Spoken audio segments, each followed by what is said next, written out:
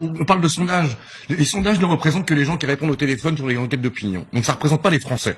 Ça représente les gens qui acceptent de prendre leur téléphone après un débat pour répondre à une enquête d'opinion par téléphone. C'est censé représenter les Français. Parce que et ça représente personne. Moi, je les ai vécus dans la pub pendant 15 ans. C'est une arnaque, les sondages. C'est une arnaque. Ça ne représente personne. Ils se plantent systématiquement depuis 10 ans. Et on continue. C'est une arnaque, les sondages.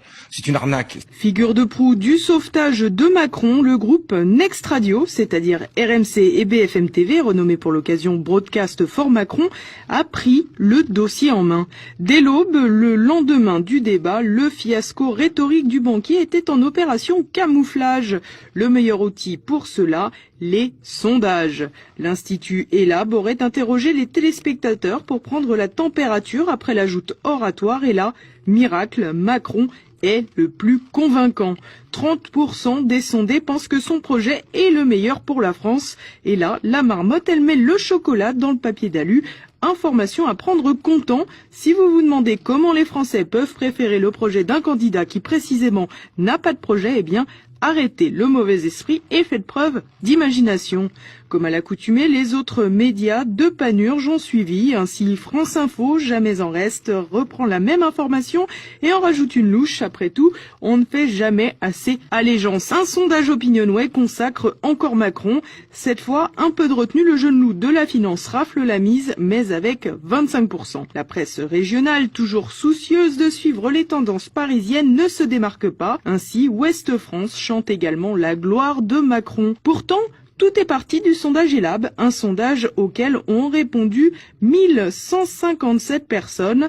Pas grand monde, quoi. Pourtant, avec un panel aussi réduit, on arrive à une vague macronienne dans tous les médias. Il faut alors rappeler que le sondage d'ELAB a été commandé par BFM, cette chaîne info appartenant à Patrick Drahi, lequel, après avoir racheté SFR en 2014, a racheté le groupe Next Radio, BFM et RMC donc, pour le faire fusionner avec Altis Media, et ce, quand Emmanuel Macron était ministre de l'économie, ce qui lui a permis de donner son feu vert. La transaction finale a alors été ficelée par un certain Bernard Mourad, banquier d'affaires, ancien de chez Morgan Stanley. Actuellement, Bernard Mourad est un des proches d'Emmanuel Macron. La boucle commence donc à se boucler.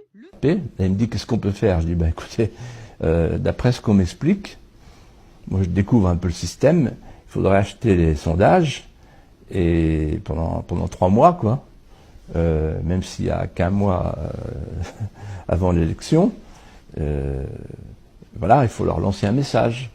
Et puis peut-être, il me dit, mais pendant que vous y êtes, achetez TF1. Je dis, chiche.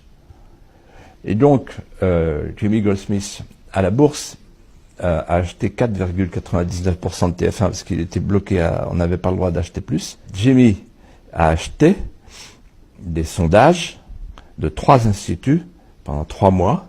Qu'est-ce qui s'est passé? Il s'est passé qu'en 8 jours, tout a changé. En 8 jours, tout a changé. En 8 jours, on est passé de 2 à 10 dans les sondages. Et j'ai compris après, et en 8 jours, on a eu toutes les émissions, évidemment, de TF1, etc., 7 sur 7 d'Anne Sinclair, le 20h, etc.